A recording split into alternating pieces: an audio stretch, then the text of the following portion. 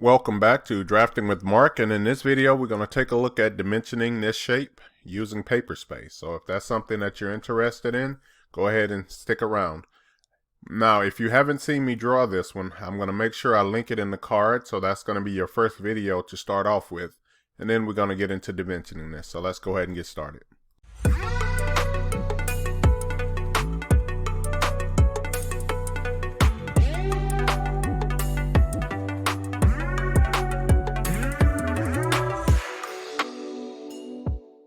Okay, so the first thing I'm going to do is switch to Layout tab 1. And then I'm going to go ahead and create a title block inside of this one. So I'll start ahead with a rectangle. Let's go ahead and put the lower left corner at 0, 0, and the upper right is going to be at 17, 11. Alright, let's go ahead and zoom the extents and see how that looks. Zoom out just a hair. Go back to the offset command, type in 0.25.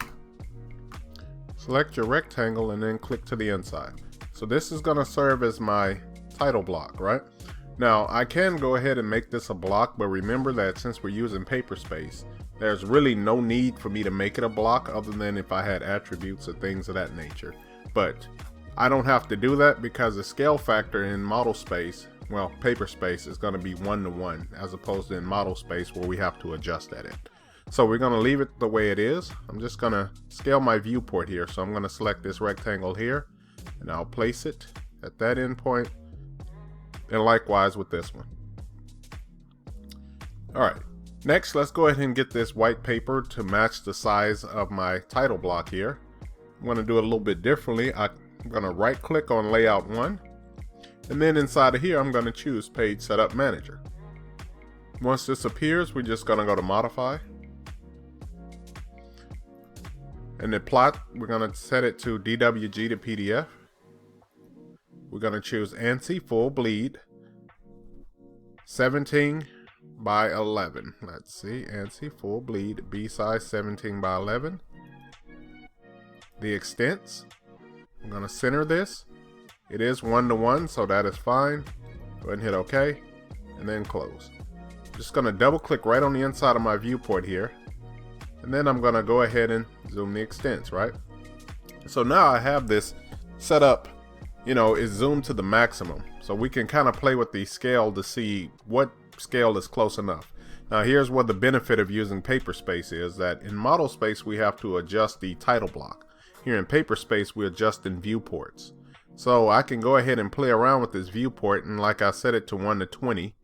That looks really good to me, and I say, okay, that's something that I can work with. I'll go ahead and lock that viewport by selecting the lock icon here. Alright, let's go ahead and double click to the outside here. Now I'm going to jump back to model space, and then I'm going to go ahead and put in all of my center marks and things of that nature. So let's go ahead and go to the Layout tab. Let's go ahead and create a quick layer real quick and just call it the center layer. So let's go to Layer Properties. We're going to click the new icon here. I'm going to type in CEN, and then I'm going to change this to, let's make it blue. Go ahead and hit OK. And since we're doing this, let's go ahead and make our dimensions on a different layer as well. So let's go ahead and create one more layer. And let's call this one DIM for dimensions. And let's go ahead and make our dimensions red. Now, I didn't change the line type on this center line yet, so let's go ahead and do that. So where it says center, I'm going to select the word continuous here. In the drop down, I'll go to Load. I'm going to scroll down until I find Center 2. I'll go ahead and hit OK. And then I'll hit Center 2. And then I'll hit OK here. Okay. Let's go ahead and close this. Now we're going to use a couple of commands here. So I'm going to type in Center EXE. And I'm going to set my extension to 5. And I'm also going to use the Center Layer command, and then I'm going to set this equal to center, or just CEN.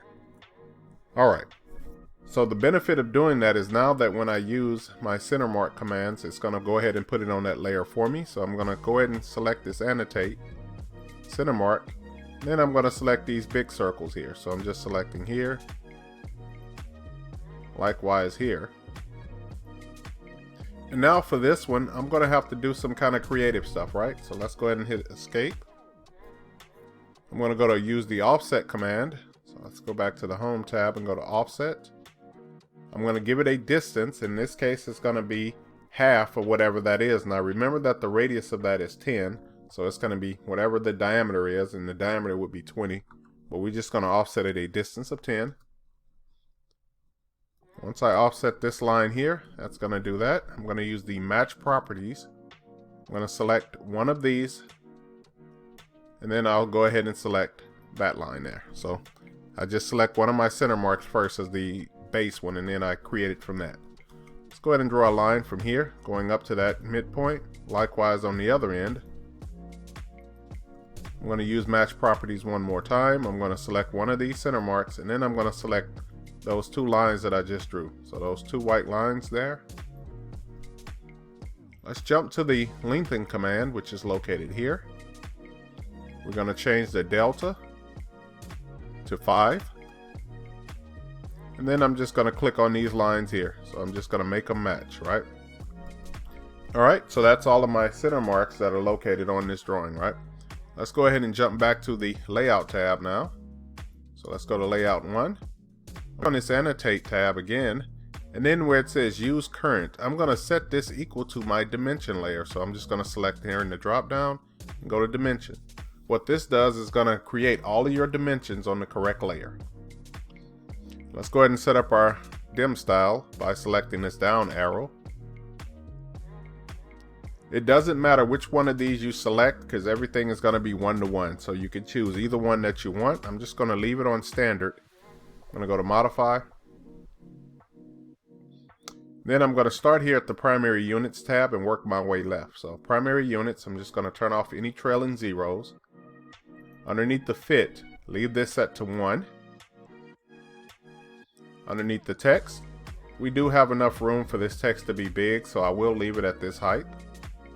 And then underneath the symbols and arrows, we're going to go ahead and turn off the center marks since we went ahead and created them already. Go ahead and hit OK, and then close. Now the rest of this is just easy dimensioning, right? So we can go ahead and start with a linear dimension, and I'm just going to pick on these two endpoints and place it here. I'll go ahead and use another linear dimension. Once again, I'm going to still place on those two endpoints and kind of place this above it. I'm going to do the exact same thing here on the other side, so I'm going to place a dimension from this endpoint to here. And if it's the same dimensioning that you're doing, you can also hit the enter button on your keyboard, so you don't have to go back up there and keep clicking on that icon. Alright, the next thing I'm going to do is go ahead and put some diameter dimensions on here. So I'm going to select here in the drop down and go to diameter. I'll go ahead and select this inside circle here. Just going to hit the enter button. I'm going to select the outside one here. Go ahead and hit the enter button again. I'm going to select here, right? So that's all of my diameter dimensions. Let's go ahead and do our radial dimensions. So radius. Then we're going to select this arc here. We do have an arc here as well. Let's go ahead and select that one. Got a couple of more. We're going to do this one here. We're going to do this circle, or that radius here, and one more here. Okay, so most of this is actually done. We just need a couple of two places on a few of these dimensions. So I'm going to select these dimensions here. And then I'm going to go to the properties, right? So I'm just going to do a right click and go to properties. When the property window appears, I'm going to come down to where it says the primary units, and I'm going to add a prefix to it, which in this case is going to be 2x. Once I hit enter, you should see all of these that I have selected should get a 2x in front of it. Now the only one that I'm worried about is my radial dimensions. It does do some weird stuff sometimes, even with the diameter dimensions. So we're going to have to do something kind of correct that, or kind of set them individually. Let's go ahead and hit escape out of this. I'm going to select these two here, and I want to put that diameter symbol back in front of them. So let's go back to the properties. And I'm going to go back to where it says prefix. And then behind this one, I'm going to put a %C. Once I hit the enter button, now I should get that diameter symbol back to appear. Likewise with these two. So I'm going to select this dimension here and this one.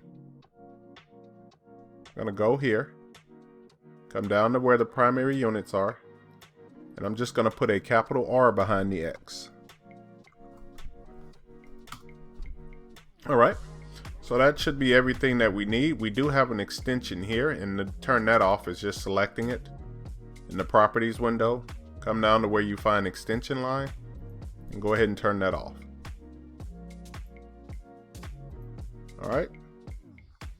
Alright, so once you're done with that, go ahead and give it a quick look over, and you can make some corrections and do some things of that nature. Alright, so if you like this type of video, or if you want to see me do something else, please go ahead and leave me a comment below. And if there's something that you know, please don't mind, I don't mind you sharing or liking these videos, as it do help me out tremendously. So I want to thank you for watching, and once again, thank you to all the subscribers or new subscribers that I'm currently getting right now. I want to really say thank you. I appreciate it. Bye-bye.